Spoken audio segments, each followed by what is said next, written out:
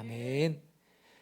다 같이 자리에 일어나셔서 찬송가 301장 찬송 드리겠습니다.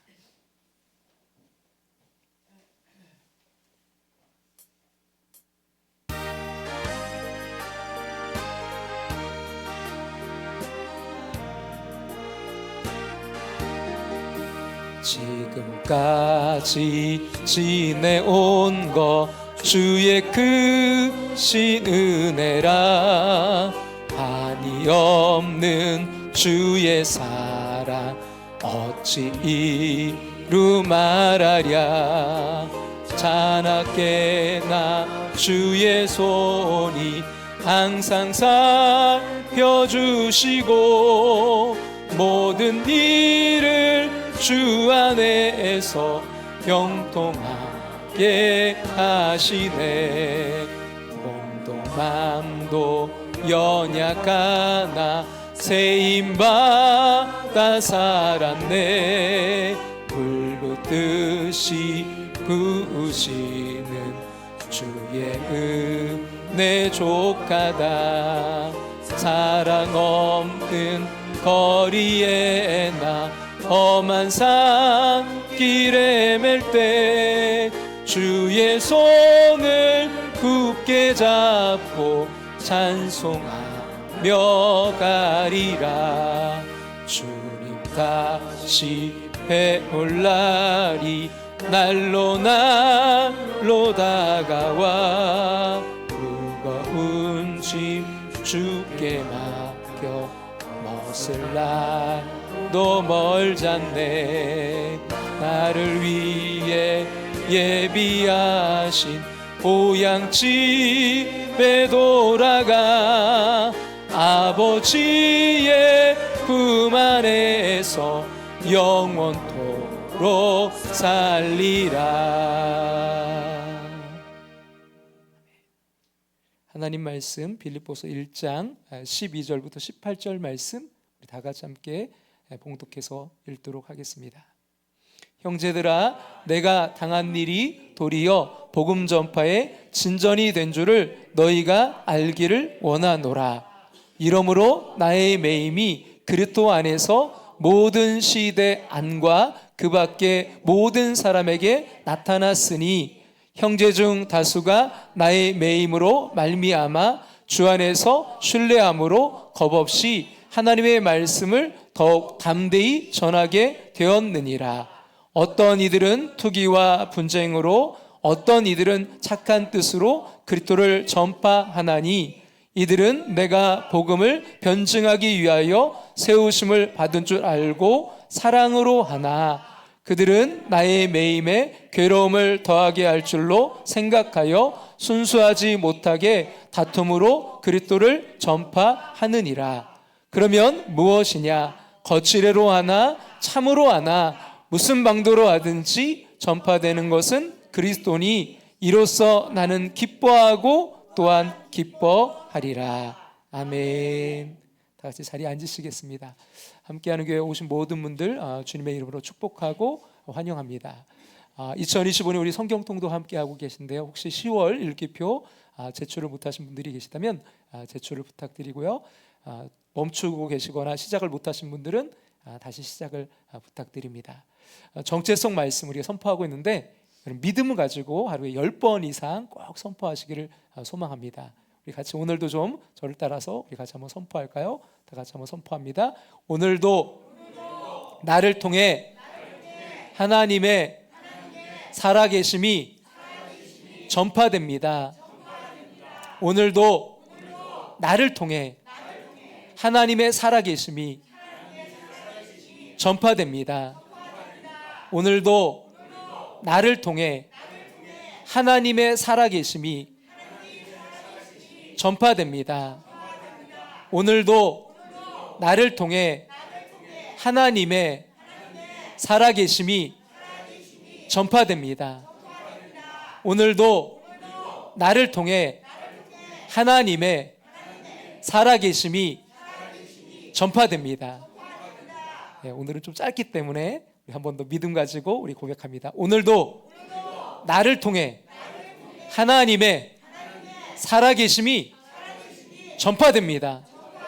할렐루야. 저와 여러분을 통해서 오늘도 하나님의 살아계심이 전파될 줄로 믿습니다.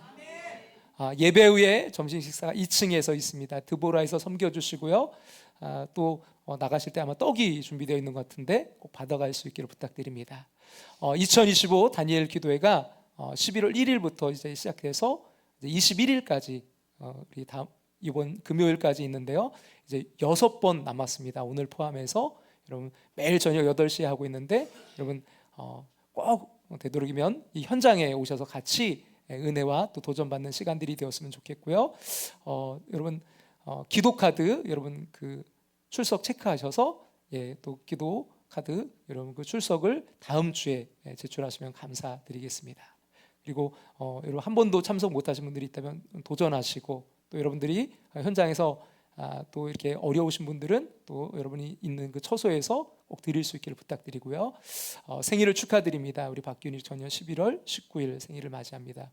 좀 몸이 아팠었는데 여러분 잘 또 회복되고 있고 여러 가지로 위해서 계속해서 기도를 부탁드립니다. 몸이 아프신 분들 위해서 우리 김건희 집사님 허리 여러분 위해서 계속해서 기도를 부탁드립니다. 그리고 오늘 그 유튜브가 되나요? 안 되죠? 네, 오늘 밴드로 어쩔 수 없이 좀 이게 유튜브에 또 문제가 있어서 밴드로 내보내고 다시 좀 녹화가 되면 그 밴드 유튜브에 올려드리도록 하겠습니다. 기도드리겠습니다. 사랑과 은혜가 풍성하신 하나님 아버지, 추수감사절 아침에 저희를 주님의 집으로 불러 모아주셔서 감사합니다. 한 해 동안 우리의 삶을 붙들어 주신 주님, 넘어진 날에도 지친 날에도 기쁨의 날에도 언제나 우리 곁을 떠나지 않으시고 선하신 손으로 인도하신 은혜를 먼저 고백합니다. 주님, 오늘 저희가 드리는 감사가 상황의 결과가 아니라 주님을 바라보는 믿음의 해석이 되게 하여 주시옵소서. 풍성해서 감사하는 것이 아니라 예수님 때문에 감사하게 하여 주시옵소서. 바울이 감옥에서도 기쁨을 노래했던 것처럼 오늘도 우리 어떤 형편에서도 복음 안에서 감사할 수 있는 눈을 열어 주시옵소서. 하나님, 우리 교회가 지금 몇 주째 빌립보서 말씀을 통해 기쁨을 배우고 있습니다.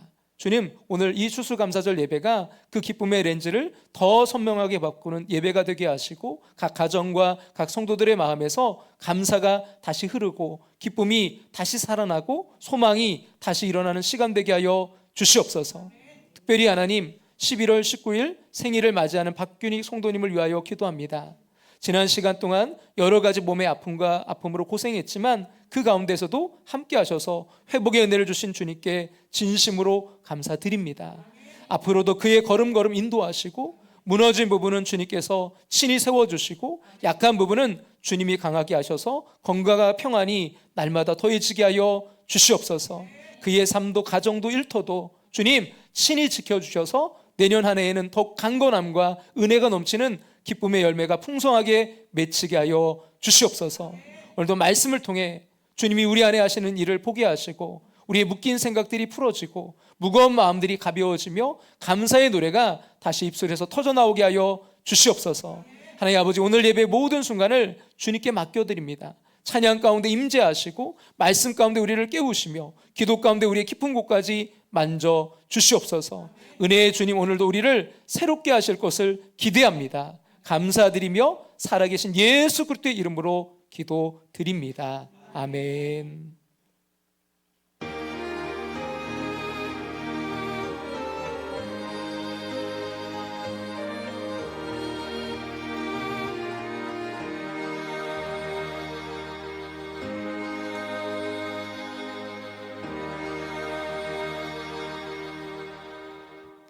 사랑하는 성도 여러분, 예배는 상태 검사의 자리가 아니라 상태 변화의 자리입니다.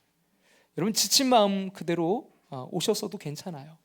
그러나 여러분 그대로는 여러분 돌아가지는 마십시오. 죄를 안고 왔다가 거룩함을 얻어서, 슬픔을 안고 왔다가 기쁨을 안고, 절망 중에 왔다가 희망을 안고 가는 자리가 여러분이 앉으신 그 자리가 되기를 간절히 소망합니다. 왜냐하면 오늘 하나님께서요, 우리 해석, 우리의 관점, 우리의 렌즈를 바꾸실 것이기 때문입니다. 우린 지금 이제 몇 주째 빌립보서 강의 기쁨을 배우다 시리즈를 나누고 있습니다. 보통 이제 추수감사절이면 시편 100편이나 시편 136편처럼 감사라는 그런 주제가 직접 나오는 그런 본문을 선택하곤 합니다. 근데 올해만큼은요, 하나님이 묘하시게도 저의 마음을 놓아주시지 않는 본문이 있었습니다. 바로 우리가 살피고 있는 빌립보서입니다. 추수감사절에 감사에 대한 본문이 아니라 왜 하필 감옥에서 쓴 기쁨의 서신을 나눌까요? 제가 묵상 가운데 이런 마음을 받았어요. 올해 성도들에게 필요한 것은 감사의 문장을 늘리는 것이 아니라 감사의 렌즈를 아예 바꾸는 것이다. 그래서 오늘도 필립보서를 계속해서 엽니다. 감사의 양을 조금 늘리는 것이 아니라 감사의 관점을 바꿔주시는 하나님의 은혜를 함께 보려고 합니다. 예전에 이제 안경점에서 이제 그 시력 검사를 했던 적이 있는데요. 그러면 렌즈를 이제 바꿔가면서 묻습니다. 1번이 더 잘 보이세요? 아니면 2번이 더 잘 보이세요? 놀랍죠. 창밖 풍경은 똑같은데 렌즈 하나 바꾸니까 모든 것이 달라 보입니다. 희미하던 글자가 선명해지고 흐렸던 윤곽이 또렷해집니다. 풍경이 변한 것이 아닙니다. 렌즈가 변한 것입니다. 여러분, 감사도 그렇습니다. 사람들은 종종 이렇게 말합니다. 형편이 나아지면 감사하겠다. 이 일이 해결되면 감사하겠다. 하지만 성경은 이렇게 말씀합니다. 형편이 좋아져서 감사하는 것이 아니라 렌즈가 바뀌면 감사가 터진다. 같은 사건, 같은 하루, 같은 사람인데 어떤 렌즈를 끼느냐에 따라서 기쁨은 완전히 달라집니다. 어느 철학자가 이런 말을 했습니다. 여러분, 사실 교도 감옥이나 여러분 수도원이나 겉으로 보기에는 너무 비슷하거든요. 그래서 이렇게 말했어요. 똑같은 내벽, 똑같은 문, 똑같은 좁은 방인데 어떤 사람은 그곳을 감옥이라 부르고 어떤 사람은 그곳을 수도원이라 부른다. 차이가 무엇입니까? 관점입니다. 감옥이라고 보면 그곳은 억압이고 갇힘입니다. 하지만 수도원이라고 보면요, 그것은 하나님이 나를 빚어가시는 작은 골방입니다. 감옥이라고 보면 절망이고 한숨입니다. 하지만 수도원이라고 보면요, 고요와 집중, 성숙의 자리가 됩니다. 현재 여러분의 삶은 어떻습니까? 혹시 감옥처럼 느껴지는 자리이십니까? 막힌 환경, 풀리지 않는 문제, 답답한 관계. 그런데 하나님이 오늘 여러분의 마음에 전혀 다른 이름표를 붙이실 수 있습니다. 그것은 감옥이 아니라 내가 너를 빚어가는 수도원이다. 여러분, 사도 바울도 감옥에 갇혀 있었어요.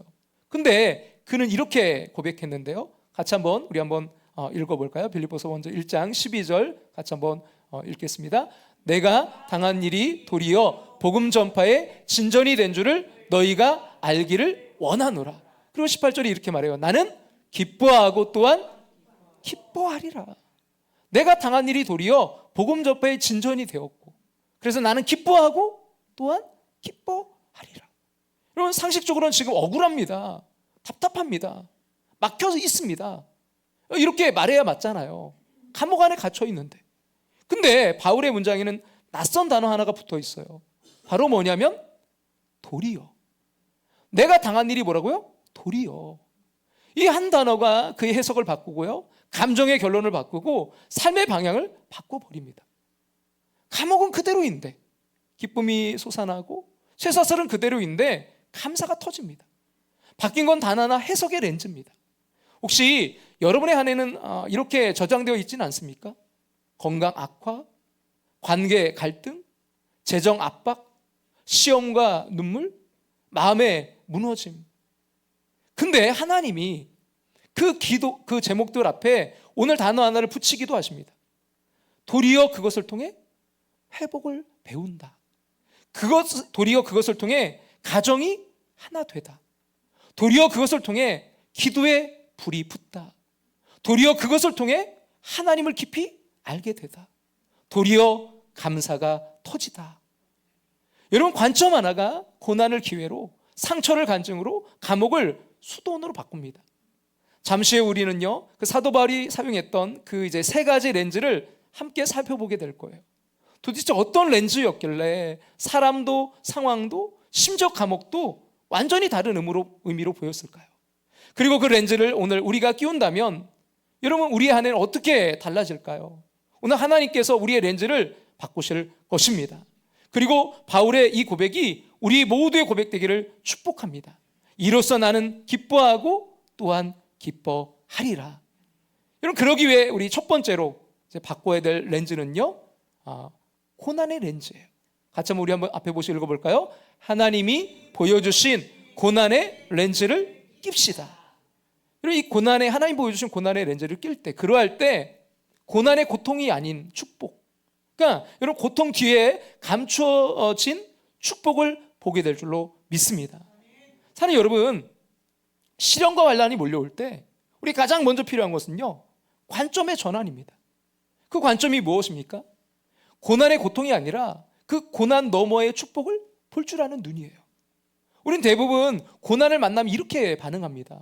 하나님, 왜 나에게 이런 일이? 이건 저주지. 감사할 게 없잖아. 하나님, 너무하시네. 하지만 정말 그럴까요? 만약 고난이 저주라면 바울처럼 저주받는 사람은 없었을 거예요. 예수 믿고 나서 바울에게 가장 먼저 찾아온 건 축복이 아니라 낙인이었습니다. 유대인들은 그를 이제 배신자라고 불렀고, 그가 이제 함께하게 된 기독교 공동체마저 그를 경계했습니다.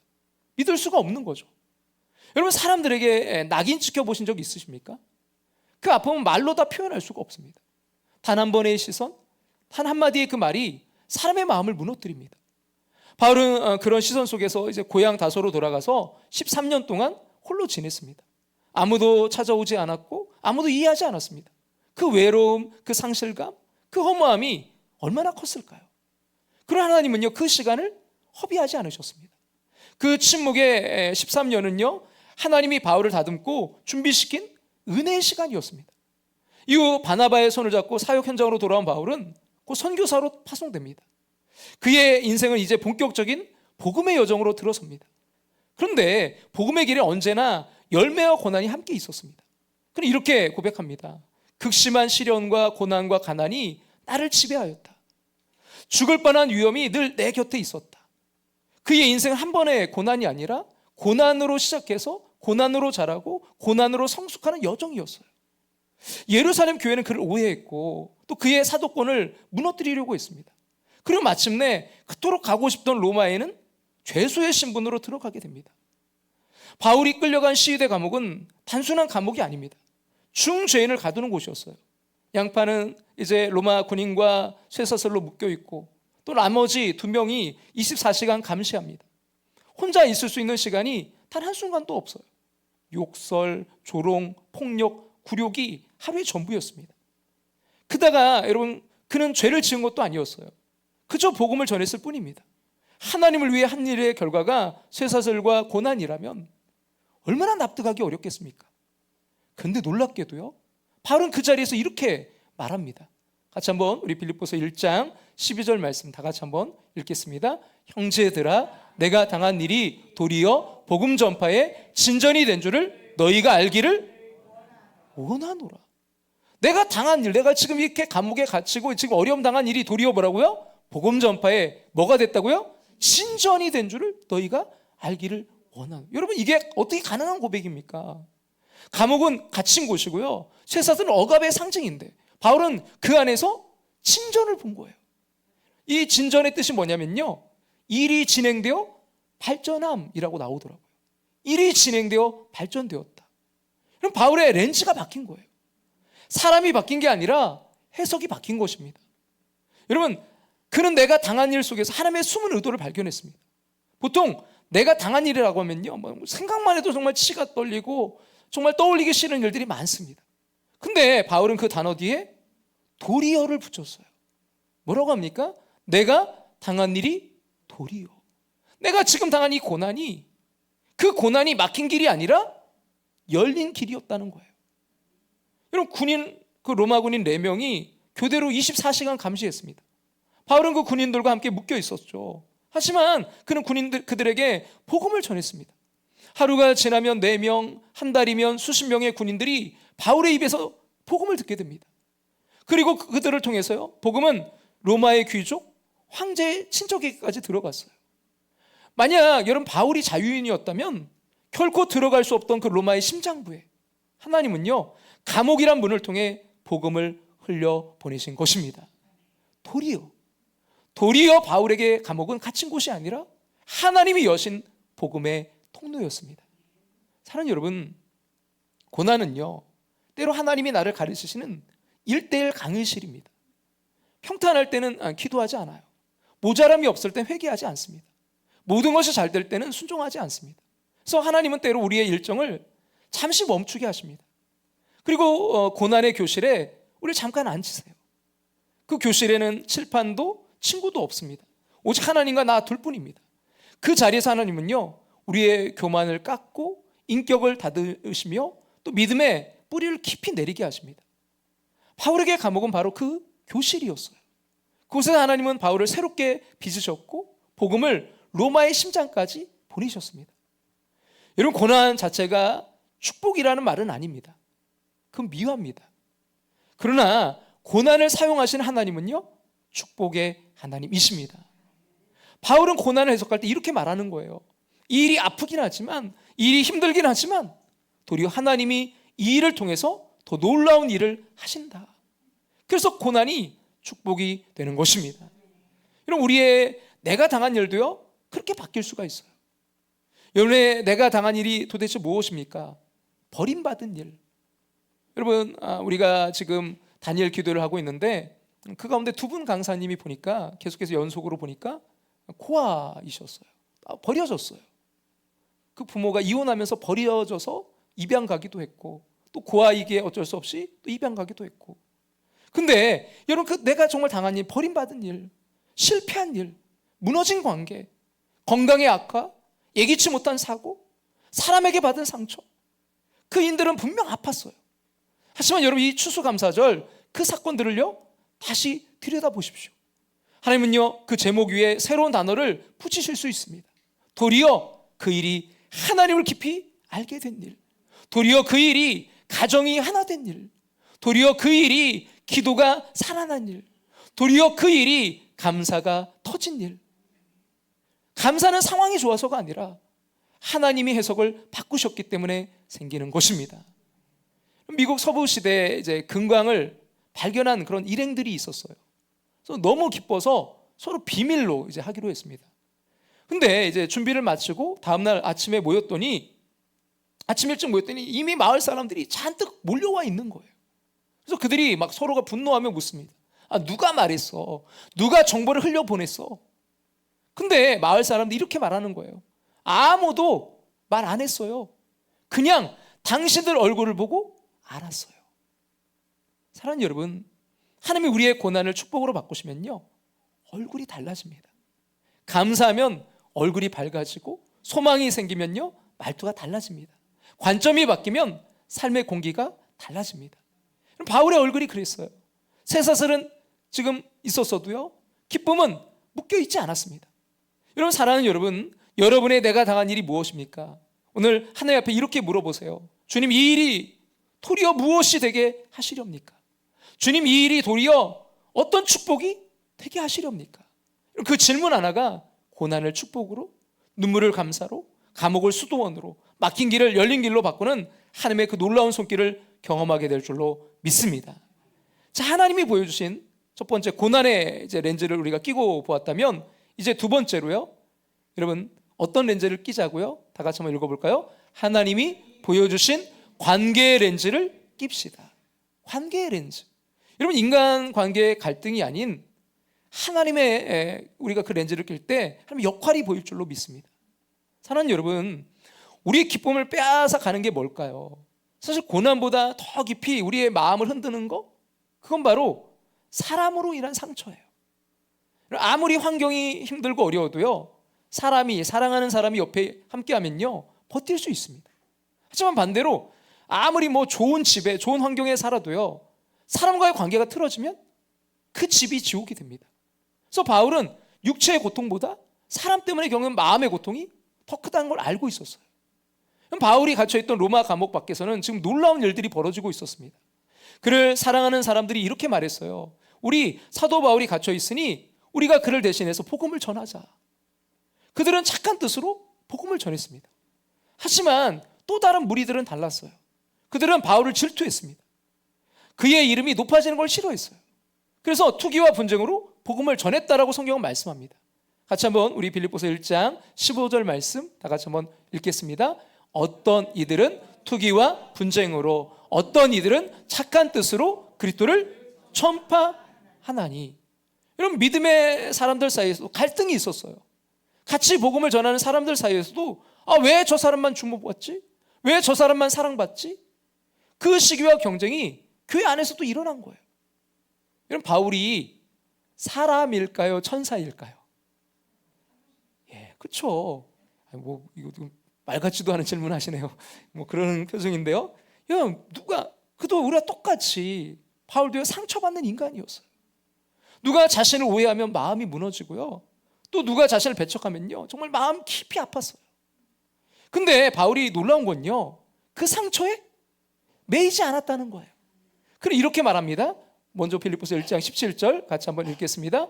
그들은 나의 매임에 괴로움을 더하게 할 줄로 생각하여 순수하지 못하게 다툼으로 그리스도를 전파하느니라. 여러분, 이 말은 쉽게 쓰는 문장이 아닙니다. 그들이 나를 괴롭게 하려고 일부러 복음을 전한다. 얼마나 이게 서글픈 고백입니까?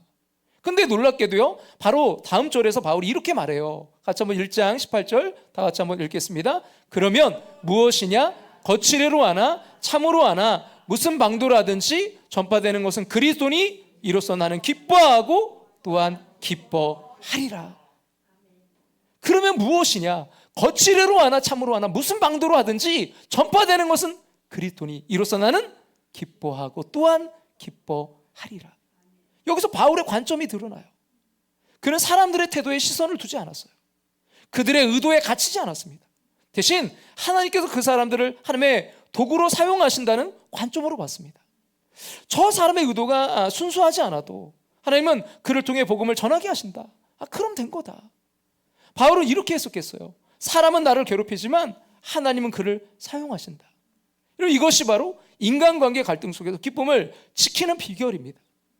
우리가 관계 때문에 무너지는 이유는 그 사람을 하나님의 도구로 보지 못하기 때문이에요. 그래서 우리는 이렇게 말하죠. 저 사람 때문에 망했어. 저 사람 때문에 내가 이 고생을 해. 저 사람만 아니었다면. 근데 여러분, 하나님은 말씀하세요. 아니야. 그 사람을 통해서 내가 너를 세우고 있어. 아니야, 그 사람을 통해서 내가 너를 빚어가고 있어. 갈등 속에서도 역할이 있습니다. 나를 힘들게 하는 사람도요, 하나님이 내 믿음을 성장시키는 도구로 사용하실 수 있습니다. 제가 한 번은 이런 이야기를, 좀 우스운 이야기를 들었는데요, 너무 심각하게 듣지 않으셨으면 좋겠어요. 한 여자가 이제 길에서 연구차 뒤에 또 다른 연구차가 이제 지나가는 이상한 그 장내 광경을 목격합니다. 보통 이제 한 대가 가는데 이어서 이 두 대가 연이어서 같이 가는 거예요. 그녀는 이제 호기심을 견디다 못해서 그 이제 연구차 뒤를 이제 개와 함께 따라가고 있는 상복을 입고 있는 여자에게 물었어요. 아마 그 여자분이 상주였던 것 같아요. 그래서 혹시 실례합니다만 제가 이런 장례는 본 적이 없는데 도대체 누구의 장례식이죠? 그러자 이제 그 상복을 입은 여인이 침통한 표정으로 이렇게 말했어요. 제 남편입니다. 제가 기르던 개가 그를 공격하고 말았습니다. 그러자 이 사람이 이제 구경하던 사람이, 그러면 뒤에 있는 두 번째 연구차에는 누가 있나요? 그러자 이 상복 입은 여인이 또 이렇게 말하는 거예요. 우리 시어머니요. 남편을 도우려다가 저희 개가 그만 또. 잠깐의 침묵이 흘렀어요. 그리고 이제 구경하던 그 여자가 물었습니다. 혹시 그 개를 좀 빌려주실 수 없나요? 그랬더니 그 개와 함께 따라가던 상복 입은 여인이 이렇게 말했대요. 순서를 기다리세요. 순서를 기다리세요. 여러분, 이 이야기의 포인트가 바로 이거예요. 사람은요, 다 나를 힘들게 하는 누군가를 갖고 있다는 거예요. 근데 문제는 그 사람이 아니라 그 사람을 보는 나의 렌즈예요. 바울은요, 그 렌즈를 바꿨습니다. 그 사람의 말 때문에 괴롭지만 하나님은 그를 통해 복음을 전하고 계신다. 그 관점을 붙잡는 순간 바울의 마음에는요, 미움이 사라지고 감사가 들어섰습니다. 그래서 바울이 이렇게 고백했어요. 같이 우리 한번 빌립보서 1장 18절 말씀 같이 한번 읽어볼까요? 다 같이 읽겠습니다. 무슨 방도로 하든지 전파되는 것은 그리스도니 이로써 나는 기뻐하고 또한 기뻐하리라. 할렐루야. 여러분 얼마나 멋진 해석입니까? 사람 때문에 무너진 인생이 아니라 사람을 통해 하나님의 뜻을 읽는 인생. 이것이 바로 성숙한 신앙의 렌즈입니다. 사는 여러분, 혹시 지금 누군가 때문에 마음이 무겁습니까? 미워서, 서운해서, 잊혀지지 않아서, 이런 그 관계가 감사의 길을 막고 있지는 않습니까? 그렇다면 하나님 앞에 이렇게 기도하십시오. 하나님, 저 사람의 태도보다 주님의 역할을 보게 하여 주시옵소서. 이런 그 기도가 시작되는 순간 그 사람 여전히 그 사람이지만요, 내 마음의 렌즈가 바뀝니다. 감옥이 수도원이 된 것처럼 갈등이 성숙의 교실로 바뀝니다. 바울처럼 말하게 될 거예요. 무슨 방도로 하든 전파되는 것은 그리스도니 이로써 나는 기뻐하고 또한 기뻐하리라.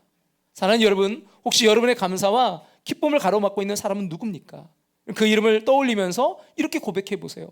주님, 저 사람은 나를 괴롭히는 존재가 아니라 나를 다듬어가는 하나님의 손길인 줄로 믿습니다.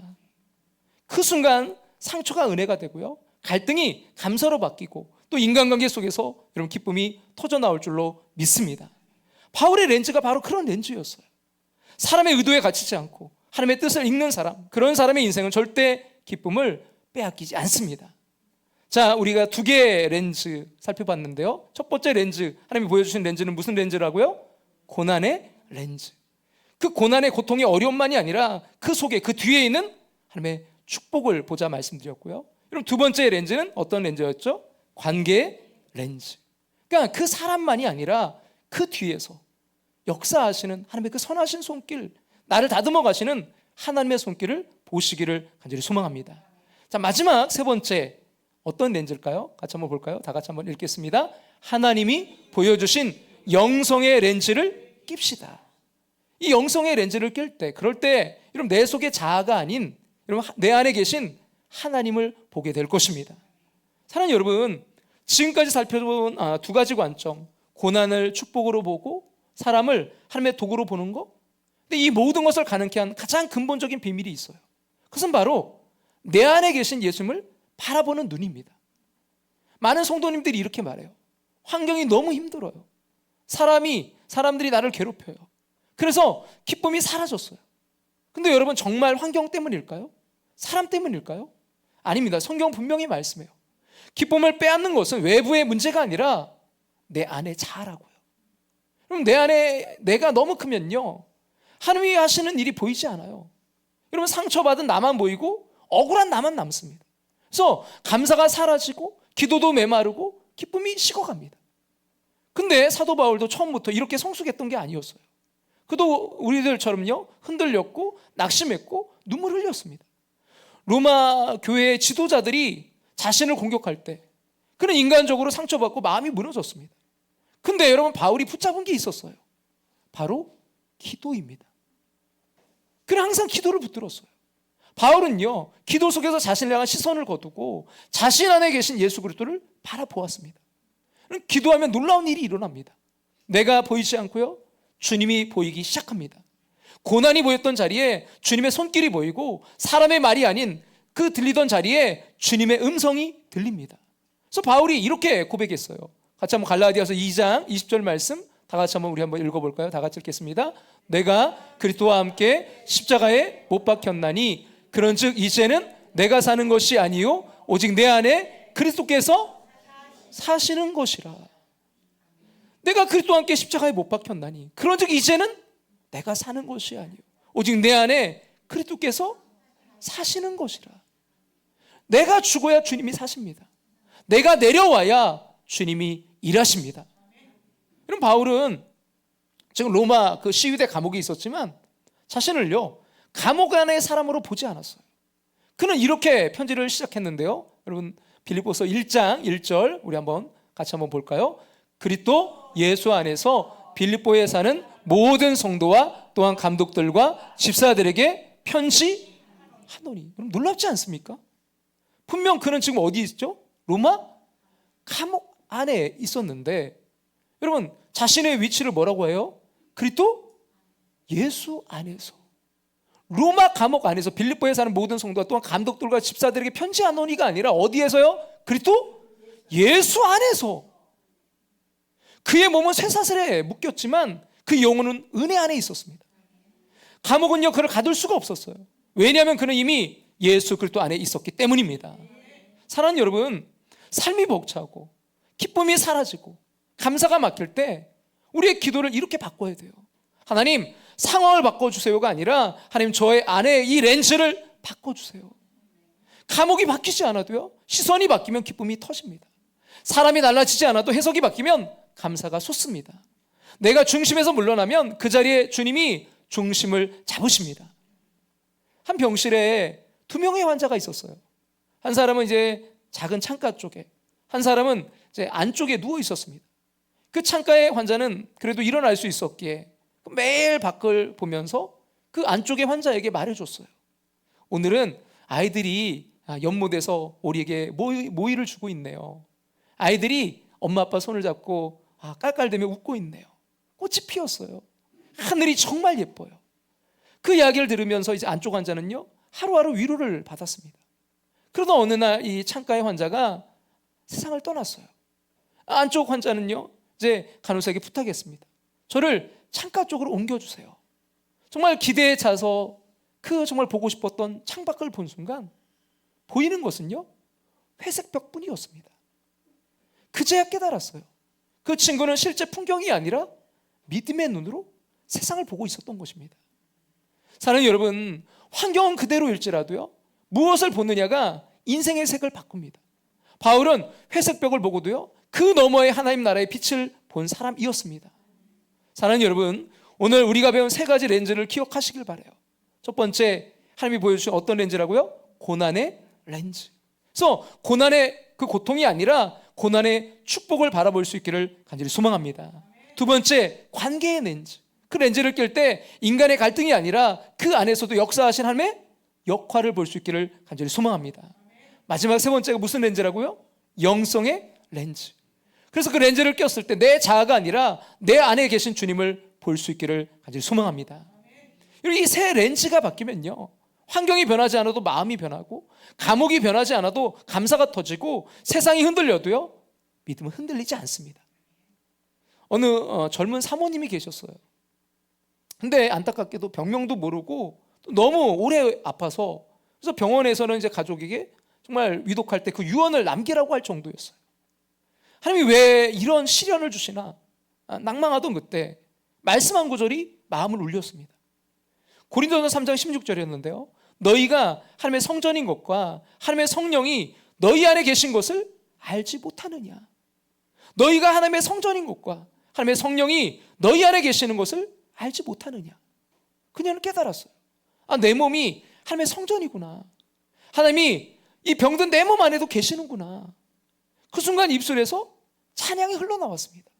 병이 다 나아야 찬양하는 게 아니구나. 병이 다 나아야 감사하는 게 아니구나. 아픈 중에도 찬양할 수 있다면 그게 하나님이 가장 기뻐하시는 찬양이구나. 그때부터 사모님은 아플수록 더 찬양했습니다. 힘들수록 더 찬양했습니다. 남편 목사님과 아들은요, 식사 기도 후마다 이렇게 외쳤어요. 예수님의 이름으로 일어나라. 예수님의 이름으로 회복되어라. 예수님의 이름으로 생기야 불어와라. 하루는요, 아들의 친구가 놀러 왔다가 그 모습을 보고 함께 외쳤어요. 예수님의 이름으로 일어나세요. 그 순간 사모님은요, 웃으면서 눈물을 흘렸습니다. 몸은 여전히 아팠지만 그 가정에는 기쁨이 회복되었습니다. 웃음이 돌아오고 찬양이 가득해졌습니다. 하루는 아들과 대화하다가 물었답니다. 하나님의 자녀는 아프고 힘들 때 어떻게 해야 될까? 하나님의 자녀는 아프고 힘들 때 어떻게 해야 될까? 그랬더니 아들이 이렇게 대답하더래요. 하나님의 자녀는 아프고 힘들 때 어떻게 해야 될까?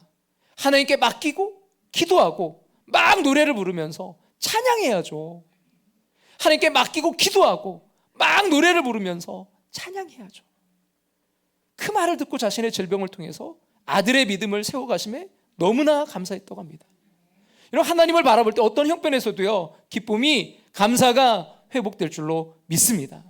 사랑하는 여러분, 오늘 하나님께서 우리에게도 동일한 은혜를 주세요. 주님이 오늘 우리의 마음에 이렇게 말씀하세요. 너는 너의 감옥을 보고 있느냐? 너의 상황, 너의 환경을 보고 있느냐? 아니면 너의 안에 있는 나를 보고 있느냐? 이런 지금도 내 안에서 살아 역사하시는 주님을 바라볼 수 있기를 간절히 소망합니다. 오늘 결론을 이 찬양으로 좀 맺고 싶은데요, 마음 가운데 이 찬양이 계속 울림이 되었어요. 내 안에 사는 이 예수 그리스도니 나의 죽음도 유익함이라. 나의 왕 내 노래 내 생명 또 내 기쁨 나의 힘 나의 검 내 평화 나의 주. 내 안에 사는 이 누구라고요? 예수 그리스도니. 결론은요, 나의 죽음도 유익함이라. 내 안에 사는 이 예수 그리스도니 나의 죽음도 유익함이라. 여러분, 오늘 하나님이 우리 렌즈를 바꾸실 거예요. 고난의 렌즈를 감사의 렌즈로, 내 자아의 렌즈를 예수 그리스도의 렌즈로 바꾸실 것입니다. 그때 바울의 고백이요, 우리의 고백이 될 거예요. 이로써 나는 기뻐하고 또한 기뻐하리라.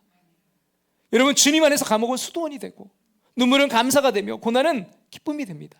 그 은혜가요, 여러분의 가정과 삶 속에 조용히 그러나 깊이 흘러가기를 주 예수 그리스도의 이름으로 축복합니다. 함께 찬양 드리면서 우리 함께 기도의 자리로 나아가겠습니다.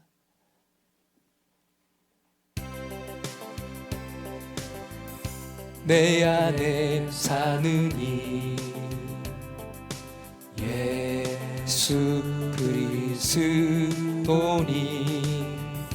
나에게 죽음도 유익함이라. 그런 나의 왕 나의 노래 나의 생명 나의 기쁨 그는 나의 힘 나의 승리 나의 평화 나의 주. 내 안에 사는 이 예수 그리스도니 나에게 죽음도 유익함이라. 내 안에 사는 이 내 안에 사는 이 예수 그리스도니 예수 그리스도니 나에게 죽음도 유익함이라. 그는 나의 왕 나의 노래 나의 생명 나의 기쁨 그는 나의 힘 나의 승리 나의 평화 나의 주. 내 안에 사는 이 예수 그리스도니 나에게 죽음도 유익함이라. 내 안에 사는 이 내 안에 사는 이 여러분, 그 렌즈를 끼길 원해요. 예수 그리스도니 나에게 죽음도 유익함이라. 그는 나의 왕 나의 노래 나의 생명 나의 기쁨 그는 나의 힘 나의 승리 나의 평화 나의 주.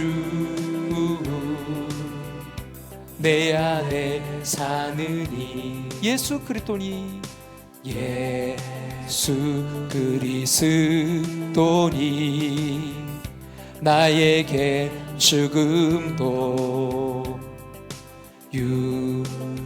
유익함이라. 그 영적인 렌즈를 낄 때 내 안에 사는 이 내 안에 사는 이 보일 줄로 믿습니다. 예수 예수 그리스도니 나에게 죽음도 유익함이라. 그는 나의 왕, 나의 노래, 나의 생명, 나의 기쁨. 그는 나의 힘, 나의 승리, 나의 평화, 나의 주. 내 안에 사느니, 내 안에 사느니. 그 관점으로 바라보길 원합니다. 예수 그리스도니 나에겐 죽음도 나에게 죽음 유익함이라. 유익함이라. 유익함이라. 유익함이라. 감사해. 감사해. 언제요? 시험이 닥쳐올 때.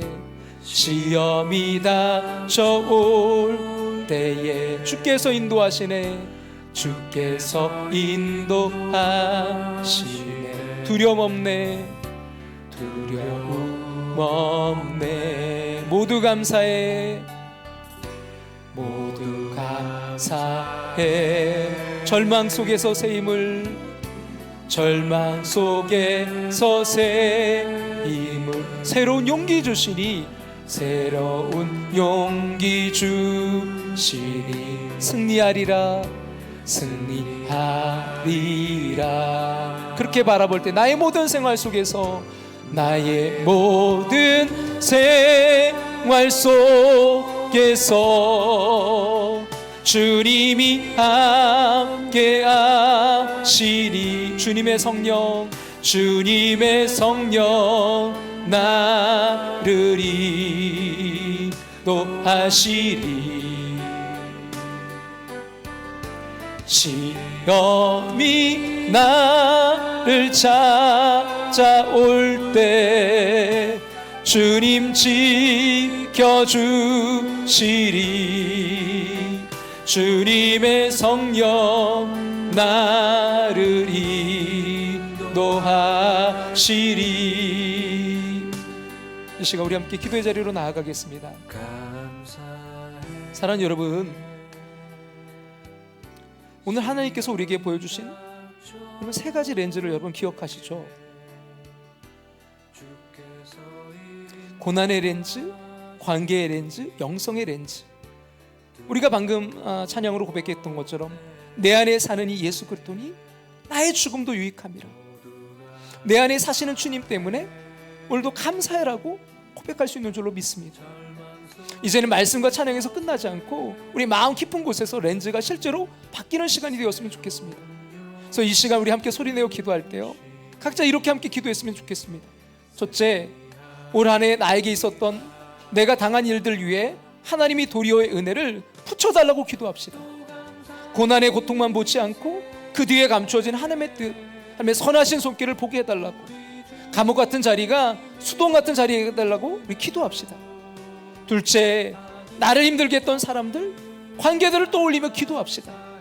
원망과 그 미움의 렌즈가 아니라 그 사람을 통해 나를 다듬으시는 하나님의 그 도구의 렌즈를 주옵소서. 저 사람 때문에가 아니라 저 사람을 통해서 하나님이 나를 세우셨습니다라고 고백할 수 있는 은혜를 구합시다. 깨진 관계 위에도, 서운했던 마음 위에도 주님의 사랑과 용서, 화해의 은혜가 임하게 해달라고 기도합시다. 마지막 세 번째로요, 무엇보다도 내 안에 자아가 아니라 내 안에 계신 예수님을 보게 해달라고 기도합시다. 환경이 아니라 주님께, 사람의 말이 아니라 주님의 음성에 시선을 고정하게 해달라고 기도합시다. 이제는 내가 사는 것이 아니오 오직 내 안에 그리스도께서 사신다는 이 고백이 올해 남은 그 시간 동안 또 우리의 평생에 고백이 되게 해달라고 주님께 구합시다. 그리고 추수감사절을 맞아서 우리 가정과 교회와 이 나라 위에 감사의 영이, 기쁨의 영이 새롭게 부어지게 해달라고, 우리 자녀 세대 위에도 감사의 유산이 이어지게 해달라고 함께 간구합시다. 이제 우리 마음 문을 열고 활짝 열고요, 입술 열어 함께 소리내어 기도하겠습니다. 주님, 저의 렌즈를 바꿔 주시옵소서. 고난의 렌즈, 관계의 렌즈, 영성의 렌즈를 새롭게 하셔서 감옥이 수도원이 되게 하시고 눈물이 감사가 되게 하시고 올 한 해의 모든 내가 당한 일 위에 도리어의 은혜를 붙여 주시옵소서. 이제 우리 주여 한번 우리 다 함께 부르짖고요, 함께 소리내어 기도의 자리로 나아갑니다. 주여. 아버지 주님이 함께 하시니 주님 감사드리세 원합니다. 주님 함께 하시옵소서. 축복하시고 들어주옵소서. 하나님 아버지, 우리 어떻게 무엇을 아버지 바라보고 있는지 다시 한번 점검하는 이 시간 되길 원합니다. 하나님 아버지, 올 한해 내가 나에게 있었던 내가 당한 일들 위해 하나님이 그 도리의 은혜를 아버지 붙여주시옵소서. 하나님 고난의 고통만 보지 않고 그 뒤에 감춰진 하나님의 뜻, 하나님의 선하신 손길을 보게 하여 주시옵소서. 하나님 아버지, 또한 나를 힘들게 했던 사람들 아버지 정말 그 관계를 떠올리며 이 시간 기도의 자리로 나아갑니다. 주님 아버지, 인도하시 역사하셔서 저 사람 때문에가 아니라 저 사람을 통해서 하나님이 나를 세워가신 하나님의 선하신 손길, 하나님의 일하심 역사하심을 바라볼 수 있도록 주님 인도하시고 역사하시고 함께해 주옵소서. 하나님 무엇보다 내 안에 자아가 아니라 내 안에 계신 그 예수님을 보게 하여 주옵소서. 주님 아버지, 날마다 나와 함께 하시는 일하시는 주님 바라보며 나아갈 수 있도록 주님 인도하시고 역사하시고 함께해 주셔서 하나님 어떤 자리 어떤 상황 어떤 환경 가운데서도 주님 승리하며 나아갈 수 있도록 주님께서 함께 하시고 인도하시고 역사하셔서 하나님 우리의 삶 가운데 날마다 주님의 일하심 주님의 함께 하심 주님의 역사하심으로 바라보며 나아가는 아버지 우리의 삶이 될 수 있도록 주님 아버지 부족한 종 우리 함께하는 권속들 함께하는 교회 될 수 있도록 주님 인도하시고 역사하셔서 하나님 감사가 회복되며 감사가 터져나오며 찬양이 흘러나오는 아버지 귀한 이 수수감사절 될 수 있도록 주님 인도하시고 역사하시고 함께해 주옵소서. 특별히 하나님 너무나 아버지 여러 가지 어려움 때문에 아픔 가운데 있는 이들이 있습니다. 주님 그러나 그 가운데서도 하나님 감사거리를 찾을 수 있는 아버지 정말 주님 아니 그 렌즈가 아버지 그 마음의 눈이 변화되어서 주님의 아버지 그리스도의 눈으로 아버지 바라볼 수 있도록 인도하시고 역사하시고 함께해 주셔서 주님 주신 그 기쁨을 아버지 사도 바울과 같이 누릴 수 있도록 인도하시고 역사하시고 함께해 주옵소서. 주님 인도해 주옵소서. 시험이 닥쳐올 때에 주께서 인도하시네 두려움 없네 모두 감사해 절망 속에서 새 힘을 절망 속에서 새 힘을 새로운 용기 주시니 새로운 용기 주시니 승리하리라 또 감사드리세 또 감사드리세 우리 주님의 은혜로 받은 구원을 감사해 영원히 나의 모든 생활 속에서 나의 모든 생활 속 그 렌즈로 바라볼 때 하나님 주신 렌즈로 바라볼 때 주님이 함께 하시니 감사드리세 주님께 영원히 나의 모든 생활 속에서 나의 모든 생활 속에 주님이 함께 하시니 주님이 함께 하시니 감사드리세 주님께 영원히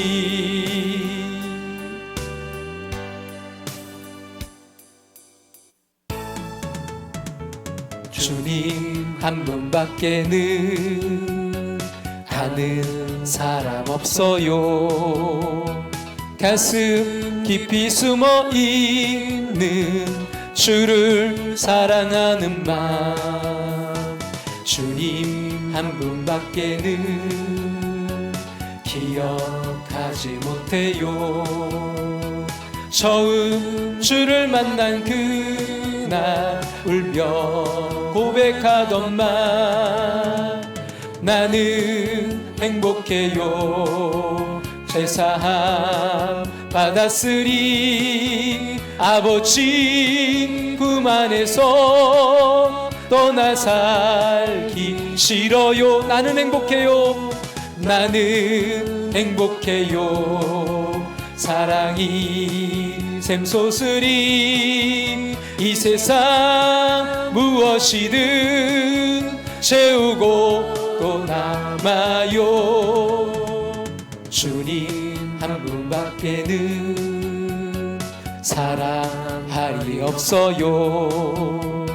작은 가슴 뜨거우게 주님 피가 흘러요. 주님 한 분밖에는 약속하니 없어요. 나를 믿고 따르는 자 한 서 위에 서리. 우리 다 같이 일어나 찬양 드릴까요? 나는 행복해요. 죄사함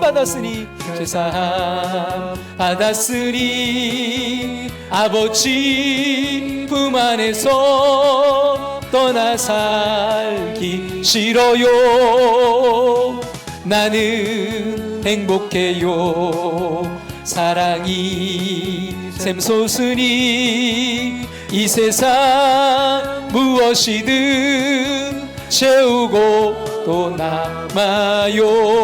남아요. 사랑과 은혜가 충만하신 아버지 하나님, 추수감사절 예배 가운데 우리를 불러주시고 말씀 속에서 우리의 시선과 렌즈를 새롭게 하심을 감사합니다. 주님, 올 한 해 우리의 삶을 되돌아볼 때 고난도 있었고 눈물도 있었고 답답한 상황과 사람으로 인한 아픔도 있었지만 오늘 말씀을 통해 다시 보니 그 모든 순간 속에 우리를 붙들고 계셨던 주님의 손길이 있었음을 고백합니다. 이제는 내가 당한 일만 바라보지 않게 하시고 그 일 위에 도리어의 은혜를 붙이시는 하나님의 해석을 보게 하여 주시옵소서. 감옥처럼 느껴졌던 자리가 도리어 주님이 빚으시는 수도원이 되게 하시고 눈물의 시간이 감사의 고백으로 바뀌게 하여 주시옵소서. 또한 사람의 말과 태도에 흔들리지 않고 그 사람들마저 사용하시는 하나님의 선한 손길을 보게 하여 주시옵소서. 미움이 감사로, 상처가 간증으로 바뀌는 은혜를 허락하여 주시옵소서. 무엇보다도 내 안의 자아가 아니라 내 안에 계신 예수 그리스도를 바라보게 하여 주시옵소서. 환경이 아니라 주님의 인도하심을 보게 하시고, 상황이 아니라 복음의 진리를 붙들게 하시며, 사람의 말이 아니라 주님의 음성에 귀 기울이게 하여 주시옵소서. 주님, 특별히 이번 주 금요일까지 이어지는 2025 다니엘 기도회를 통해 우리 교회와 성도들의 심령이 다시 깨어나게 하여 주시옵소서. 남은 기간 동안 더 깊은 회복이 일어나게 하시고 기도의 불이 다시 꺼지지 않는 교회가 되게 하여 주시옵소서. 기도의 자리에 엎드린 영혼마다 주님이 친히 만나주시고 응답하시고 치유하시고 새롭게 하여 주시옵소서. 오늘 이 예배에서 드린 찬양과 기도, 흘린 눈물과 결단을 기억하시고 예배당 문을 나서는 순간부터 우리 가정과 일터와 삶의 자리 속에 새로운 감사와 기쁨이 흘러넘치게 하여 주시옵소서. 특별히 힘겨운 자리에 있는 성도들, 병상에서, 관계의 아픔 속에서, 경제적 어려움 속에서 하루하루를 버텨내야 되는 주님의 자녀들을 주님 일일이 안아주시고 붙들어 주시옵소서. 내 안에 사는 이인 그 예수를 바라보는 믿음으로 기쁨을 회복하는 은혜를 허락하여 주시옵소서. 이제는 감옥 같은 현실 속에서도 도리어의 은혜를 보게 하시고 고난을 감사로, 눈물을 기쁨으로 바꾸시는 우리 주 예수 그리스도의 은혜와 우리를 자녀 삼으시고 지금도 사랑의 눈으로 바라보시는 하나님 아버지의 크크신 사랑하심과 우리의 시선을 새롭게 하시고 고난의 렌즈, 관계의 렌즈, 영성의 렌즈를 새롭게 하셔서 감사와 기쁨의 삶으로 인도하시는 성령 하나님의 위로하심과 교통하심이 추수감사절 예배에 참여한 모든 성도들과 그 가정과 일터 위에 남은 기간 동안 진행되는 2025 다니엘 기도회 위에 그리고 우리 교회와 다음 세대 위에 지금부터 영원토록 함께 있을지어다. 아멘.